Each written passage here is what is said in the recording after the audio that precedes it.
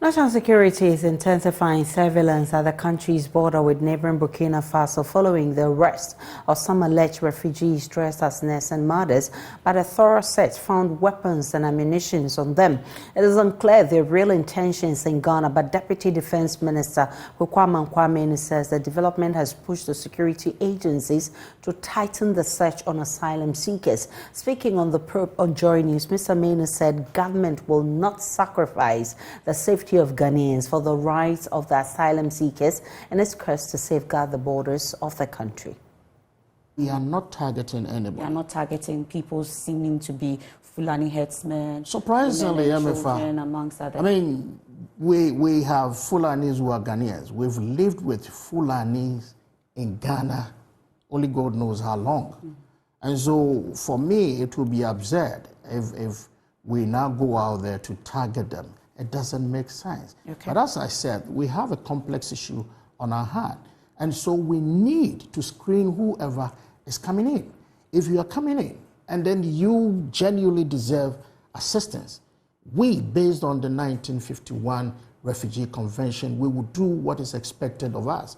But when you don't, then we also, because all the operations the national security military is doing in collaboration with the various RESEC is based on intelligence. Okay. And so as and when we pick intelligence, we deal with the issues.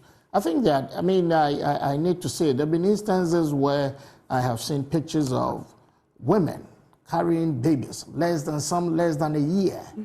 And as part of their luggages, you'll be surprised, ammunitions, carrying ammunitions. And then you have guns and other things, you know, hidden in certain part of cattle and all that. By, you know, man, husband, yes. Okay. So we really need to be on the lookout because, as I said, we have the Ghanaian people to protect. Okay. We have a country to protect. We have properties to protect. We cannot say that because we want to be compassionate, we will not look at the security of our nation. Ranking member on the Defense and Interior Committee of Parliament, James Agalga, said government has every right to screen the refugees, but also be mindful of international treaties that protect the rights of the asylum seekers. Government is very much aware of its commitments under the, my brother spoke about the 1961 Refugee Convention and its related protocols. Government clearly has a commitment not to, as it were, repatriate refugees who are, properly speaking, refugees to countries where they may face very serious threats to their life and fundamental freedom. So that is a principle that I am sure they are very, very much aware of. We call that the principle of non-refoulement. It's the cornerstone of the 1951 Refugee Convention. But, MFA, having said that, it does not mean that the government cannot screen refugees who enter our country. Okay. They have every right to screen the refugees to ensure that those who come in and seek asylum in our country because of the crisis in the neighboring countries are genuine refugees.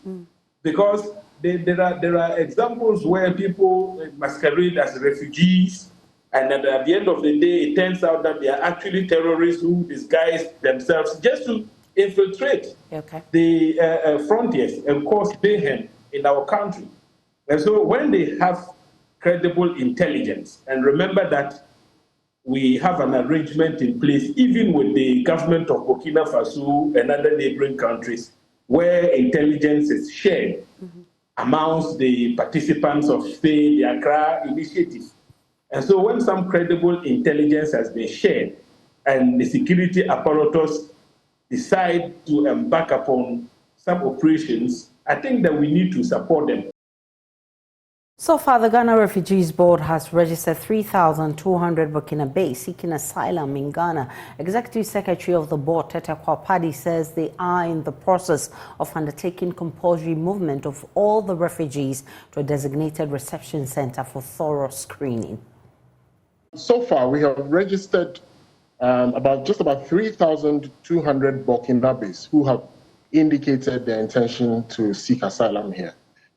We are still in the process of registering at more people who are coming in. What I can confidently say is that none of the Burkinabés that we have registered has been sent back. Neither have any of those that we know intend to seek asylum, those who declared their intention at the borders as they entered. Even though they haven't been registered yet, none of those people have been sent back to Cote d'Ivoire. That I can confidently say.